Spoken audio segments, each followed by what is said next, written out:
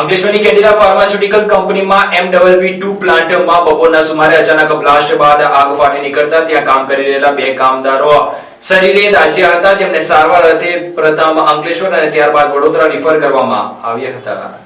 Ankleshwar JDC વિસ્તારમાં આવેલ Cadila pharmaceutical કંપનીમાં બપોરના સમયે બ્લાસ્ટ બાદ આગ લાગવાની ગંભીર ઘટના સામે આવી છે. પ્લાન્ટમાં થયેલા અકસ્માતમાં બે કામદારો ગંભીર રીતે દાઝી જતા ઉદ્યોગ વિસ્તારમાં ચકચાર મચી ગઈ છે. પ્રાથમિક માહિતી મુજબ કંપનીના MPP2 પ્લાન્ટમાં સોડિયમ કાર્બોનેટ લોડ કરવાની કામગીરી ચાલી રહી હતી, ત્યારે અચાનક જોરદાર ધડાકો થયો હતો. બ્લાસ્ટ થતા જ પ્લાન્ટના એક ભાગમાં આગ ફાટી નીકળી હતી. ઘટનાને પગલે કંપની પરિસરમાં કામ કરતા કર્મચારીઓમાં અફરાતફરીનો માહોલ સર્જાયો હતો અને સુરક્ષાના ભાગરૂપે કામદારોને તાત્કાલિક બહાર કાઢવામાં આવ્યા હતા. અકસ્માતમાં ડડોલ પ્રસાદ પ્રકાશસિંહ રહેવાસી સોનમ સોસાયટી ગડખોલ તથા ભાઈલાલ પરમાર રહેવાસી અંદાડા ગંભીર રીતે દાઝી ગયા હતા. બંને ઇજાગ્રસ્તોને તાત્કાલિક સારવાર માટે ભરૂચની હોસ્પિટલમાં ખસેડવામાં આવ્યા હતા, જ્યાંથી તેમને ગંભીર સ્થિતિને ધ્યાનમાં રાખીને વધુ સારવાર અર્થે વડોદરા રિફર કરાયા છે. તબીબોના જણાવ્યા અનુસાર બંનેની હાલત નાજુક હોવાનું જાણવા મળ્યું છે. ઘટનાની જાણ થતા અંકલેશ્વર ફાયર બ્રિગેડની ટીમ તાત્કાલિક ઘટના સ્થળે પહોંચી હતી અને આગ ઉપર કાબુ મેળવવાની કામગીરી હાથ ધરી હતી. આગ ફેલાય નહીં તે માટે આસપાસના પ્લાન્ટ વિસ્તારમાં સુરક્ષાત્મક પગલાં લેવામાં આવ્યા હતા.